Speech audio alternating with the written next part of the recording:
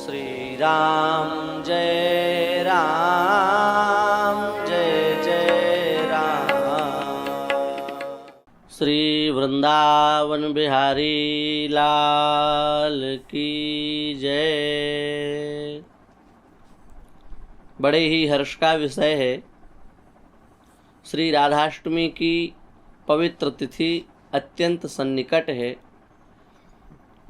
ब्रज में तो श्री कृष्ण जन्माष्टमी से भी अधिक उत्साह और धूमधाम ब्रजवासियों में श्री राधाष्टमी की रहती है। और ब्रज के जो प्राचीन प्रामाणिक मंदिर हैं उन मंदिरों में भी जन्माष्टमी से भी अधिक उत्साह से राधाष्टमी को मनाया जाता है। और वस्तुतः राधाष्टमी मनाना ही चाहिए। और कुछ लोग कहेंगे कि कैसे मनाएं, खा करके मनाएं कि व्रत करके मनाएं। इसमें भी पक्ष रहते हैं कि कैसे राधाष्टमी को हम लोग मनाएं। लिखा है, भो विप्र येन कुर्वन्ति राधा जन्माष्टमी व्रतम तेषां तु वार्षिकम कृत्यम भस्माहुति समम भवेत्। जो पवित्र राधाष्टमी की तिथि पर, बोले दोपहर में जन्म हो गया, वो तो मध्याह्न में, तो दोपहर की बात पा सकते हैं, ऐसा सोच करके भोजन कर लेते हैं, खा पी लेते हैं, उनके लिए पुराणों में वचन है कि उनका जो 1 साल का पुण्य है वो समाप्त हो जाता है। भस्माहुति समम भवेत्। भस्म में जैसे कोई आहुति डाले तो उसका कोई महत्व नहीं है, ऐसे ही 1 साल का फल उसका सब खत्म समाप्त हो जाता है। इसलिए राधाष्टमी पर व्रत अवश्य करना चाहिए। अभी हमने कुछ लोगों को सुना है तो वो कहते नहीं भाई, ये तो उत्सव है, उत्सव में व्रत रहने की क्या आवश्यकता है, उत्सव को तो उत्सव के अनुसार मनाना चाहिए। तो हम यही कहेंगे कि तर्क से तो हम कुछ भी सिद्ध कर सकते हैं, पर परम प्रमाण शास्त्र है। शास्त्र को हम लोग प्रमाण मानते हैं। और शास्त्र में यदि भगवान व्यास व्रत करने के लिए कह रहे हैं तो हमें नहीं लगता कि हम लोग व्यास जी से ज़्यादा प्रेमी अनुरागी भगत होंगे, तो हमको व्यास जी की बात मान लेनी चाहिए। और हम आपको प्रमाण देते हैं, शुक्लाष्टम्यां तु भाद्रस्य राधा जन्म महोत्सवम करणीयम बहुप्रेमणा जन्माष्टमी व्रतादपि। कह रहे हैं जन्माष्टमी का व्रत हम लोग जितने प्रेम से, जितना महत्व समझते हुए करते हैं, उससे भी अधिक प्रेम से और उससे भी अधिक महत्व देते हुए हमको श्री राधा जन्माष्टमी व्रत करना चाहिए, श्री राधाष्टमी का व्रत करना चाहिए। बहुत प्रेमणा, बहुत प्रेम पूर्वक करना चाहिए, बिना लांग लपेट के करना चाहिए। भाद्रे मास सिते पक्षे, भाद्र मास के सिते पक्षे, सिते पक्षे माने शुक्ल पक्ष की, या पवित्राष्टमी तिथि, जो पवित्र अष्टमी तिथि है, राधा जन्मोत्सवम तत्र, उसी पवित्र तिथि को श्री राधा जी का प्रागट्य हुआ है। कारयेत कृष्ण सेवकः, उसी पवित्र तिथि को व्रत एवं उत्सव भगवान कृष्ण का जो अपने आप को सेवक समझता है उसको करना चाहिए। राधा जी के, पंडित जी, राधा जी के जन्म समय में और जन्म स्थल में, दोनों में थोड़ा सा मतभेद कई जगह है। कुछ लोग कहते हैं कि राधा जी का प्रागट्य प्रातः काल में ही हो गया था, कुछ ऐसी परंपरा भी है। और कुछ लोग कहते हैं कि राधा जी का प्रागट्य ठीक मध्याह्न काल में हुआ, 12 बजे। उसी प्रकार से स्थल में भी भेद है।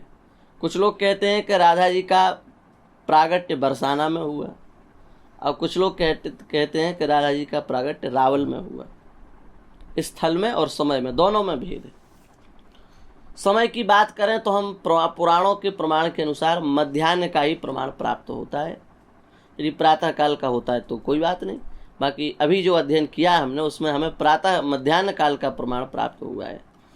भगवान व्यास का वचन है, मध्याह्ने वृश्चिके लग्ने, वृश्चिक लग्न में मध्याह्न के समय में, ज्येष्ठायाः सप्तमे पदे, ज्येष्ठा नक्षत्र में, मुहूर्ते भिजिते विप्राः, अभिजित पवित्र मुहूर्त में, अभिजित नक्षत्र के पवित्र मुहूर्त में जाता राधा हरिप्रिया, श्री राधा जी का मंगलमय प्रागट्य होता है। तो इस प्रकार से श्री राधा जी के प्रागट्य के विषय में और उस प्रागट्य के समय के विषय में शास्त्र का प्रमाण प्राप्त होता है।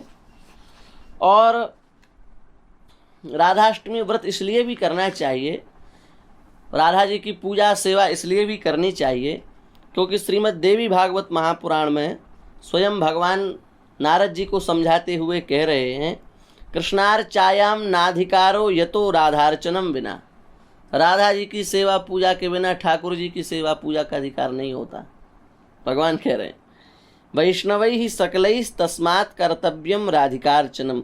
इसलिए प्रत्येक वैष्णव को श्री राधा जी का अर्चन अवश्य करना चाहिए।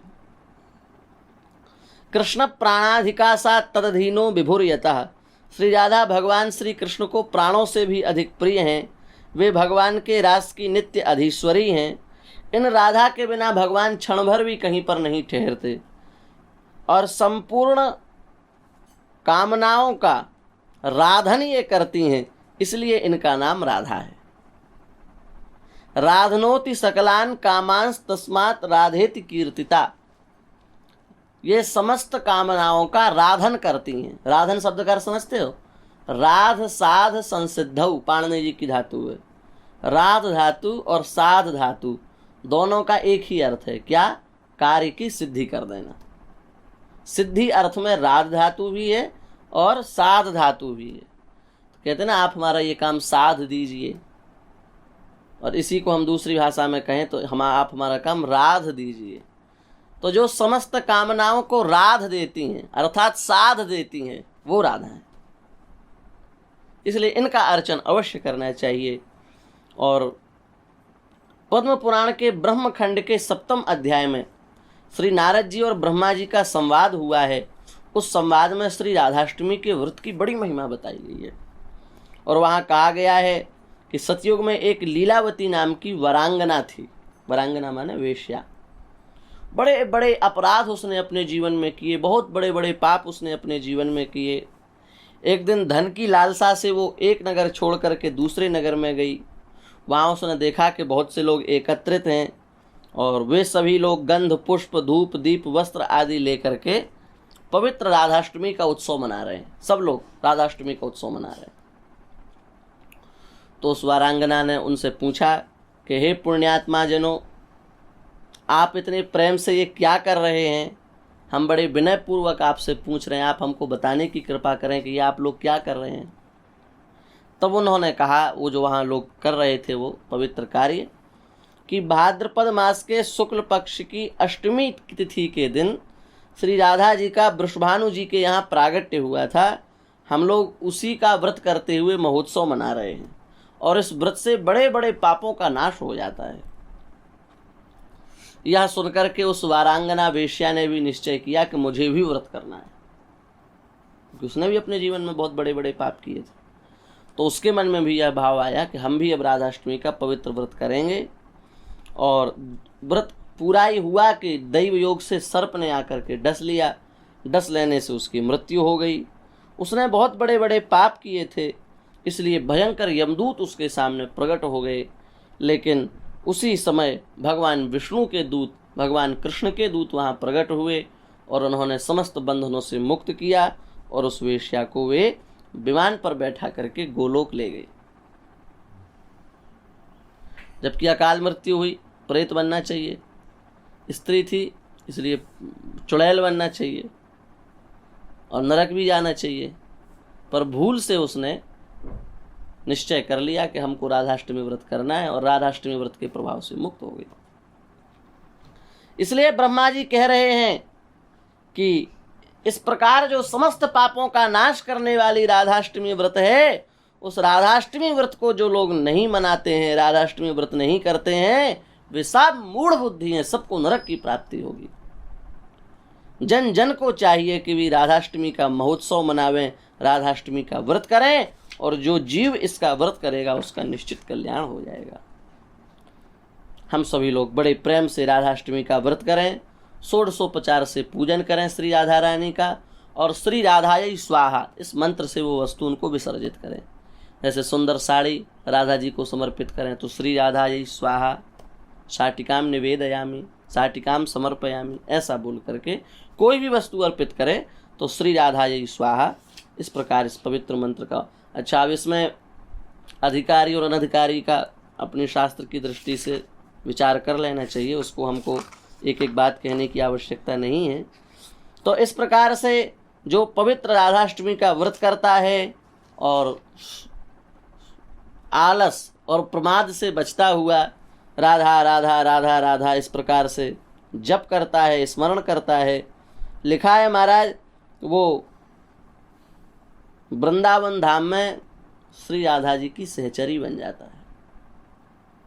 ये महत्व है उसका, ये फल है उसका, पद्म पुराण के उत्तरखंड में।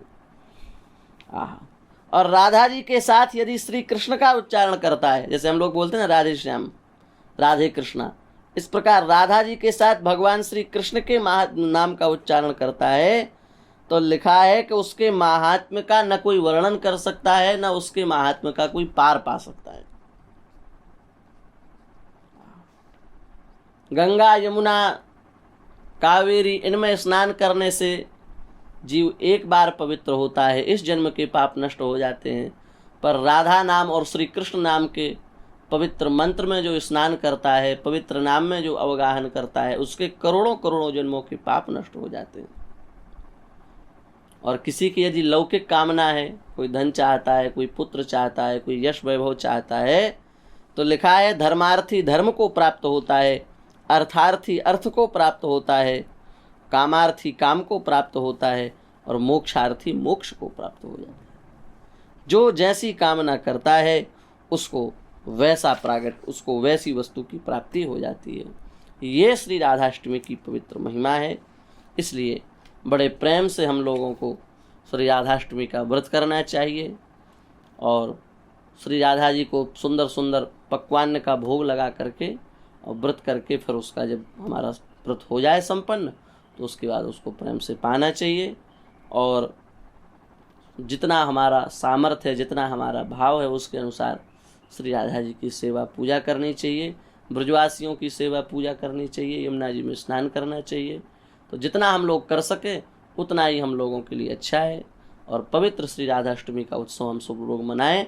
आप सभी लोगों को भी राधाष्टमी की खूब खूब शुभकामनाएं। श्री वृंदावन बिहारी लाल की जय।